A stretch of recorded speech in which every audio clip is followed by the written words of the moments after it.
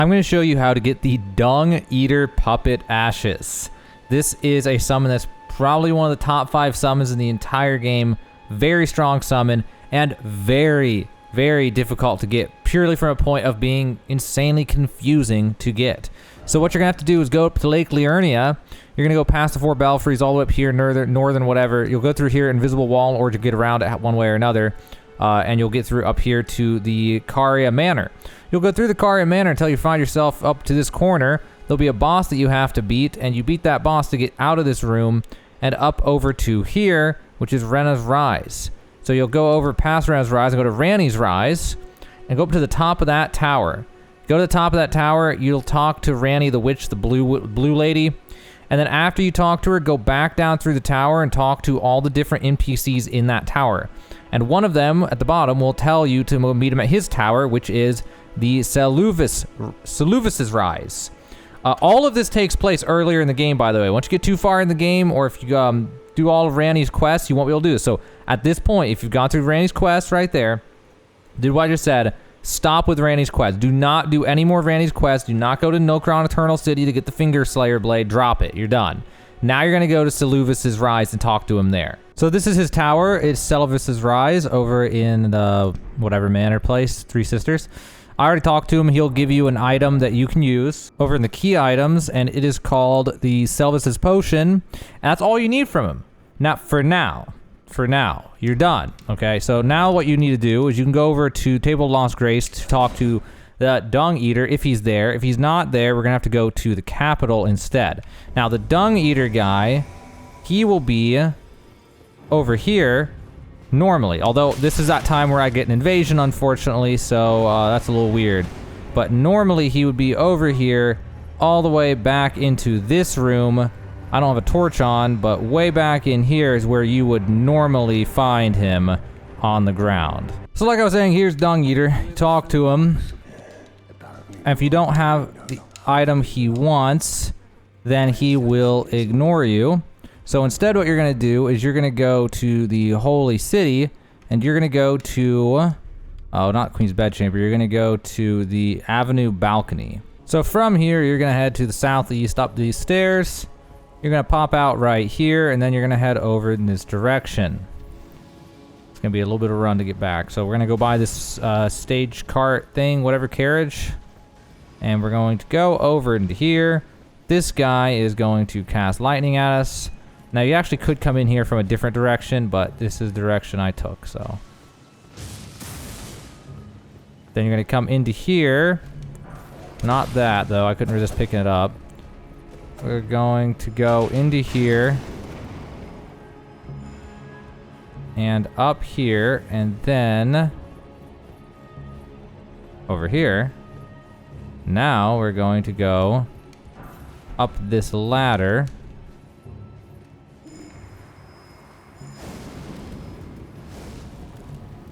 Then we're gonna go up these stairs.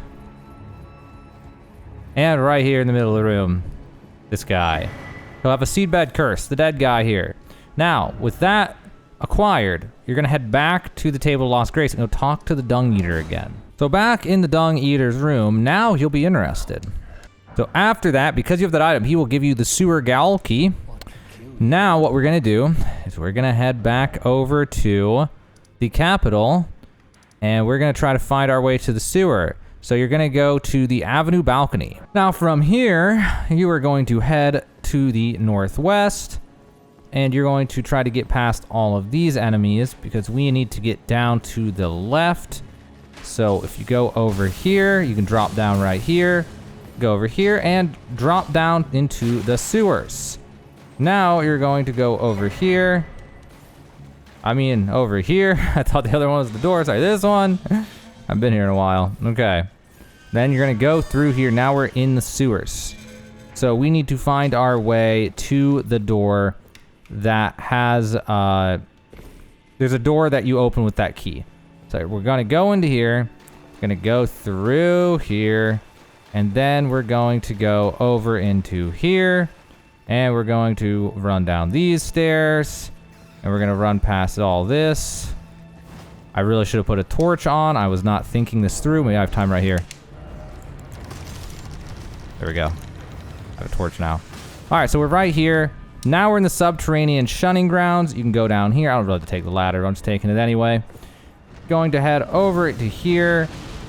And in here is a grace. Now you have a reset point. Makes this whole thing a lot easier. So I'm going to reset real fast to de-aggro that guy.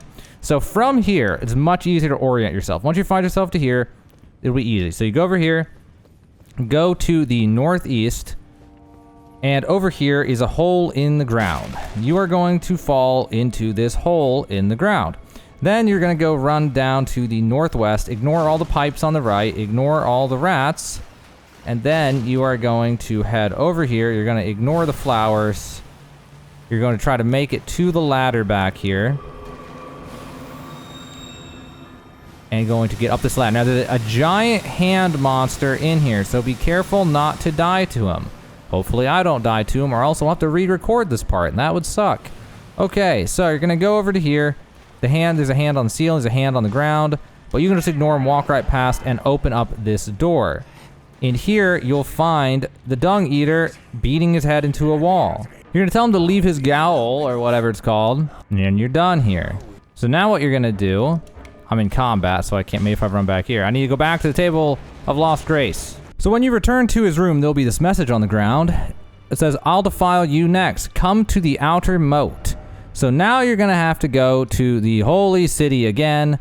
Fastest grace is going to be way up over here, actually. Capital Rampart, probably, or Azuria Side Tomb. We need to get to this lake right here. Okay, so once you get down here, there's two ways to get down here. One, if you've already been down here, or the other is to come down that right there, which is in front of all the stone archers.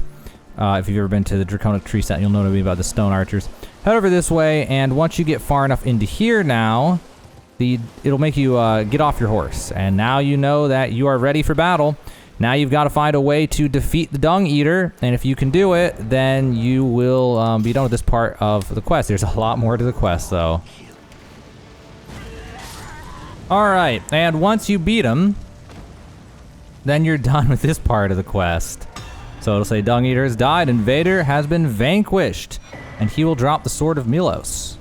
So now you return to the Round Table Hold, and he will be back. And you talk to him now.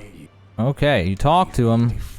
And now what he wants you to do, I'm just going to talk, I don't know if you talk to a third time or not. We talked to him at least one or two times. Now what you're going to do after you talk to him is he wants you to go get the other seedbed curses. So we got one, well now we need to go get more. And at this point in the video, I need to interject something, okay? Because I've been told by a lot of people that at this point, you're actually done with the Dung Eater quest line if you want to get the Dung Eater puppet ashes. Apparently, I've been told, I haven't been able to confirm myself because I have to do this all over a second time and that'll take forever, but apparently right after that last step, right before this clip, you could just go back to the underground roadside, go back to where he was in the prison cell and give him the potion. But just to be safe, I'm also going to show you where to get the other 4 seedbed curses. So if for some reason that was false and that doesn't work, you can get them. Or if you actually just at a later date want to do the Dung Eater's quest line, I'm going to show you how to get the 4 seedbed curses. But then after that, we'll go on with the rest of how to get them. Unless you actually do need that to get them, then that's going to be how to get them. But now let's move on to getting the next 4 seedbed curses. So for the second one, we're going to have to go to the West Capital Rampart Side of Grace. Find your way over to this. Then head out to the north right here. Jump over this balcony to your west. And then you can go over here, and we need to run through this field. So you're going to run over to here. We need to get up on top of this shed. So we're going to go over here. We're going to get up right here. And then from here, we can go over to here. And in here, it might look very familiar to you. It is going to look like the Round Table Hold. So if you get into here, you are going to have to go through the Round Table Hold, the fake, real Round Table. I don't know which one's fake, which one's real. I don't know what the lore is. So we're going to go over to the opposite side where, oh, that is not the opposite side. I got disoriented. That's the opposite side. I got so disoriented. Go to this left one. And in here, you're going to go over to where the Dung Eater normally would be. And if you've done the quest, then when you go here, there'll be this dead body tied up, and it will have the first seedbed curse. The next one's at Volcano Manor. The easiest way to do it is to go to the Prison Town Church if you've already been here. You're going to have to put that bridge down right there, In order to do that, you're going to have to go through the whole freaking place, though, and take a lift that's over there. That'll get you up there, and there's a lever you can pull to get that up, get the bridge to come down or across. Once you do that, there's a shortcut you can take. It's kind of annoying to get for people who aren't super good at parkour, but you can get it.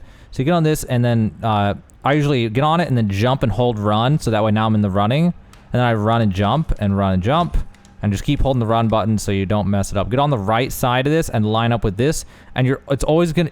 The thing that might get you is jumping too soon. You always want to jump too late, not too soon. So like that, you get up here. Now this guy, if you go fast, you hopefully can just ignore him depending on what attack he does.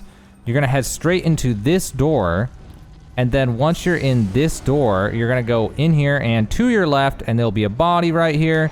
Loot it for the second, or well, third at this point, seedbed curse. So for the next two, they're both in the same place. You're gonna have to get the Halig tree. If you don't know how to get the Halig tree, you have to go to Castle Sol to get a medallion. You also have to get one from a jar that's along a cliff face underneath this area in the village of the Albanurics. You'll just follow the wall and just head to the east, and there'll be a jar back there in the shadows. Talk to him. Then you go over here with the new medallion you have and change over to the secret medallion at the menu when you go to use the Grand Lift of Rolled. He'll take you out here. You'll go over here. You go to this liturgical town. There'll be a thing there to go into an alternate dimension. You have to light 4 fires at that town. He'll take you to Halig Tree Canopy. You go through Halig Tree Canopy. You fight a horse boss. And eventually you find yourself at this prayer room. From here, you're going to head to the northeast out this way. And there are 2 for you to get. So first one, we're going to head over this way. And then we're going to go up the stairs right here. And then over here, you're going to jump off this ledge onto this ledge. Then you're going to jump off that ledge onto this ledge. Then you're going to go over here, and you're going to jump off of this ledge onto this ledge. Now you're going to go up here, and then you're going to go over here. And if you go over here, there will be one of them on this body right here. Now, from here, you can... I think you can just go back, actually. You could just reset the whole area. Or you can just go back, I think. We're about to find out for the first time, actually. I just know where we need to go. Let's see if we can see it from here, at least. You need to get down onto that one down there. So you can just drop down right here. Jump off onto this. And then drop over to this. And then go over to here. And then in here, I don't have my torch on me, but you go over to the right. And then go down these stairs. And then go over here. And then go back into this little corner. And here is the 5th one. Total pain in the butt, but there you go. Now we've got all the seedbed curses. Now you're going to return to the underground roadside. But this time, you're going to go over to him, to where the dung eater was, and it's going to be a little different. This time, he's tied up in a chair. And you'll talk to him. Then administer Selvis's potion. After you do that, now we need to return to Selvis, but we need to do something first. Now when you go back to the 3 sisters, you need to go to the ruins right over here, just north of his tower and to the east of, whatever, Randy's tower. Right here is there's actually a floor here. You have to attack it and it'll disappear, an illusory floor. And then once you do that, you can go down into here, and this will be Selvis's secret laboratory. So you go into here, there's a bunch of puppets and stuff and random things all over the place. There'll be a message right here. Hidden path ahead. Not that one. No, that's not the message. There's supposed to be a note somewhere. Here it is. This one. This one. Selvis's puppet, do not touch. And to the left of it over here is the hidden path. And you'll go into here, and now you'll see the dung eater's corpse in here. Now, once you've been in here and you've seen the corpse, now you're going to get out of here, and you're going to head over to Selvis's tower, which is the one right down here. Finally, with all that out of the way, now we talk to him. Okay, so now I talk to him again and say about your chambers. Okay, now after that, pick one of the puppets. It doesn't matter which one you pick, just go ahead and pick one of them. Then you're going to leave, and you're going to fast travel away to a side of grace, either one of these. You just need to go to a grace, sit down, stand back up. Then you come back to him again after resetting everything by resting at a grace. If you return and he doesn't say this, just try again, or maybe buy all his sorceries. I actually was going to go buy all his sorceries and came back. I'll just have to buy them right now, and now he just says I want a new puppet. So I'm not sure what the trigger is exactly. Just try leaving, coming back. Try leaving the zone entirely and coming back. Go to like somewhere really far away and come back. Buy all the sorceries, something. Eventually, he will tell you that, give you this option for, I want a new puppet. So you ask him that you want another puppet, and then what he will say, he will want you to go and get starlight shards.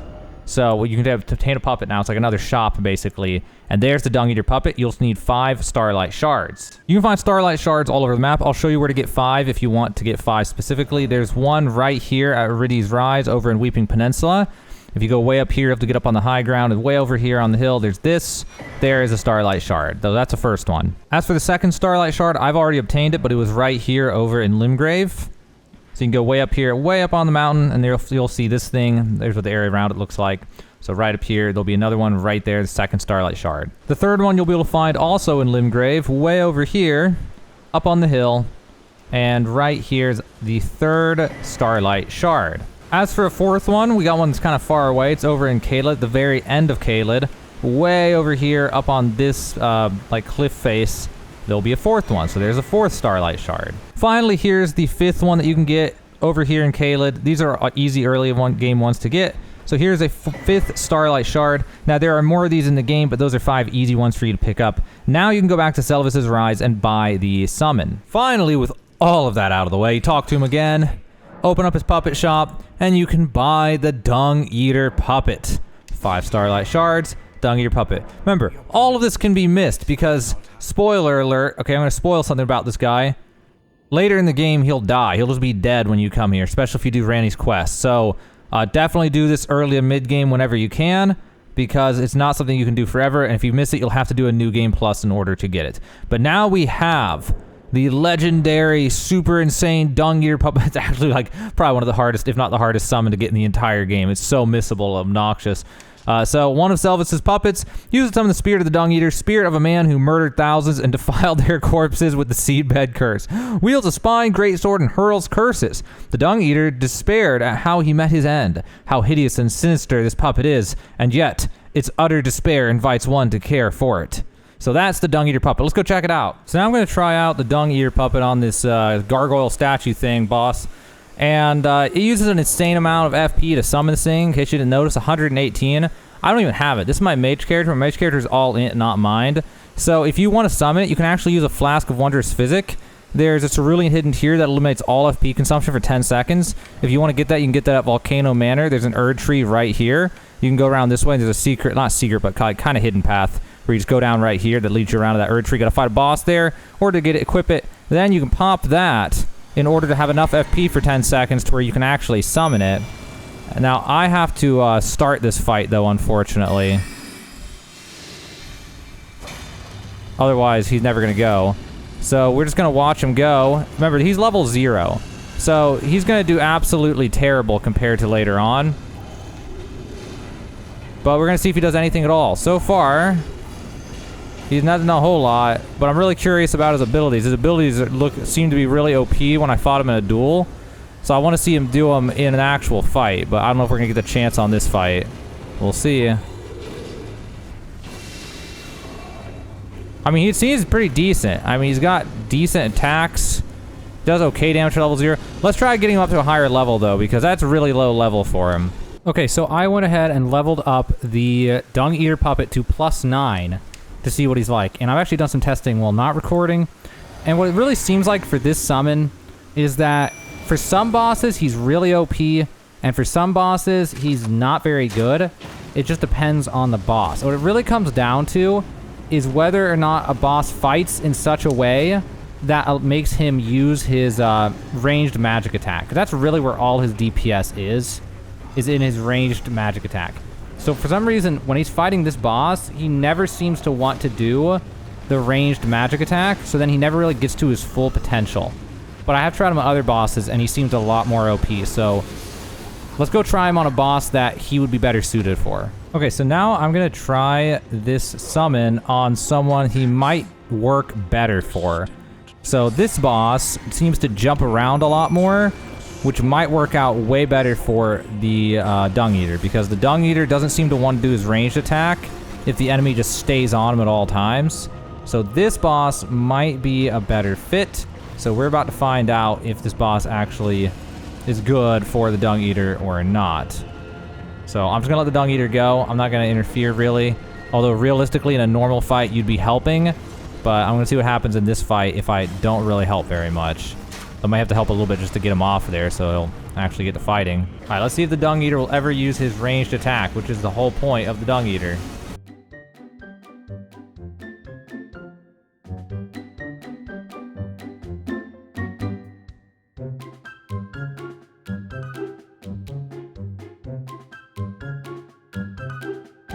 All right, so honestly, the Dung Eater doesn't seem that good. Everyone's told me that he is an S tier summon. And I mean, he's a good summon. He's tanky. He draws aggro. And if he does do his ranged attack, he does a crazy amount of damage.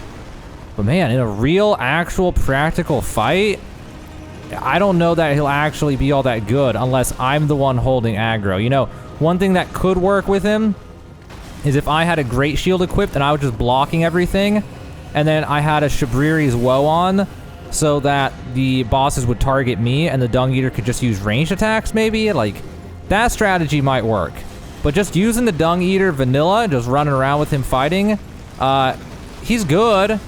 He's definitely an A tier, maybe a S tier, because there's not really many S tier summons, but he's definitely not the absolute greatest summon in my opinion. But either way, maybe you have a way that you wanted to work, or maybe there's some other video that has a better way to use him or something. But the main point of this video is how to get him. I wanted to show you guys how to get the Dung Eater Spirit Ashes, and that was how to use them. That's how to get them, and this was some demos of what it's like to use the Dung Eater. What is his full name? The Dung Eater something. Dung Eater Puppets Ashes in Elden Ring.